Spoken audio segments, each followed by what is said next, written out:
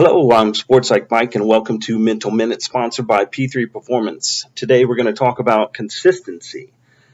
Consistency performance is a difficult attribute to attain, ultimately allowing an athlete to achieve optimal performance, or what is often called being in the zone. So, why do we chase this or expect 100% efficiency when it only happens rarely?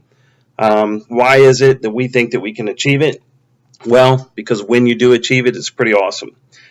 As I watch games, a common thread is a lack of consistent performance across the board. It seems to be due to a random approach to the mental game. I've seen athletes who have skills to take control and their team takes control in certain situations throughout the game, but for long stretches within the match, sometimes they fail with their consistency. And so why is this?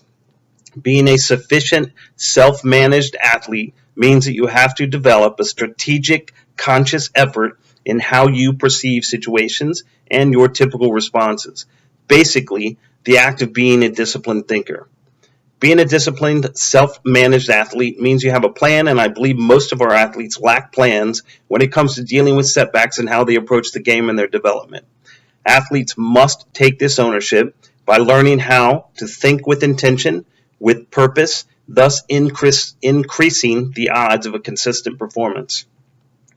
So if you're tired of losing or tired of having these lapses of judgment, lapses of focus within matches, becoming a disciplined thinker is how you can correct this. To ensure this high consistency, we must not leave these controllable elements that lead to optimal performance to chance. We have to be very deliberate in our training and in our execution. So by deliberately focusing your mind on certain thoughts, certain memories which may create energy, optimism, and enthusiasm, we can increase the overall performance and the consistency of said performance as well. Keep in mind that when doing this in practice, you want to reflect on your weaknesses, which are going to help you build your confidence and improve as an individual. Assuming that you have the right mindset, that you are embracing challenges, that you're going to be persistent in the face of setbacks, that you see effort as the key to mastery, that you learn from criticism and you feel inspired by the success of others, meaning your teammates, then you are practicing with the right mindset. But when it's game time, you want to reflect on those strengths, which are going to build your confidence and lead your focus to what you can control. You cannot control other people's actions. You can't control the fans and the parents. You definitely can't control the weather or the playing field, the pitch. You cannot control, in a sense, the event or the adversity that might happen throughout a match. Somebody gets injured, or especially a bad call. You cannot control the referee, and I've never seen a referee change his mind or her mind when it comes to a call. So what you can control is your attitude, your effort, your behavior, and your actions. So in order to understand how to be consistent, that's one of the key elements to maintaining consistency, is recognizing what you control, and that is ultimately you. The self-reflection of what you can and cannot control in your performance should take place after a match or in the days after a match, definitely not during the match or just before the match. When you're looking at the things that are or are not out of your control and you're reflecting, you will soon identify certain patterns in your thought processes. What you want to look for is, after a mistake happened, were you able to let go of that mistake and perform and focus on just you? And a way to do that is you look at you when you're at your best and look at you when you were at your worst. And then you can write these down. It is part of the workbook. Previously, we talked about how thoughts affect your performance, but you can just make 2 columns: at your best, what happened to lead you to be the best; at your worst, what happened to lead you to be the worst or to lose focus. I'm not saying that you had an absolutely horrible game, but momentary lapses cause goals. Momentary lapses cause events that can take your mind or your attention away from what is important, which is you and your performance.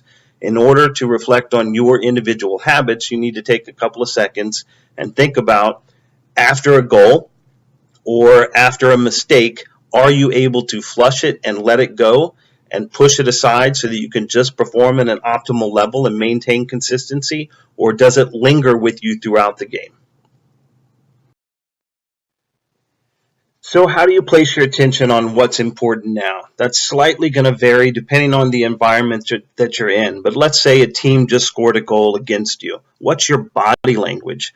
Did you gather the team together to say, look, it is a goal, it is over, we can't do anything about it? How do we place our attention on what's important now, which is this moment, not the past and not the future, but what are we going to do in this moment? What am I going to do to make my team better right now? Am I placing blame? Am I placing guilt on myself? Am I upset with my teammates? All of those things are ineffective thinking. They aren't going to do any good in the heat of the moment during a match. So what you need to do is learn how to place your attention on what you can control. And what is that? Yep, you're right. It's just you, not the refs, not a mistake, and definitely not placing blame on your teammates. What can you do to improve the situation and lead to the result or ultimate success for the team? So what you can look at is the patterns that happen when your mind wanders, this can be a very fleeting thing when you start to place blame on anyone or anything other than yourself. The first thing is to be aware that it's happening. Then you're going to create some kind of a cue or routine to be able to refocus, and you're going to take that refocus and place your attention back on the present moment. So I'm going to give you a very simple one for now, is what I would suggest that you do is after a goal, first of all, everybody comes together and you flush it, you let it go. You take a good diaphragmatic breath, and if you don't know what that is, then find the video on the diaphragmatic breathing or shoot me an email and ask me and I'll help you out with that. This will take very few seconds to do. So a good diaphragmatic breath, flush the mistake, and me in the ball, or me in the role, or me and my team, whatever you want to say as a mantra to yourself, you say it, but you put yourself fully back in the present moment. So one mistake doesn't lead to two mistakes, doesn't lead to three mistakes. We don't want multiple goals happening within minutes of one another, and that's what happens with a mentally weak team. So practice this throughout the day and throughout your time at school, or you're walking over to a game, or throughout practice, so that it becomes an automated thing when you get to the match. So to wrap up, remember, keep in mind that we want to control what we can control and not leave the controllable elements that are going to ultimately lead to optimal performance to chance. We want to learn how to think with purpose, how to think with intent, and then just now we get to reap the benefits and watch the consistency of not only your play increase, but more importantly, the consistency of the overall team improve, which will lead to ultimate success and quite possibly getting in the zone if you're lucky. Thank you and have a wonderful day.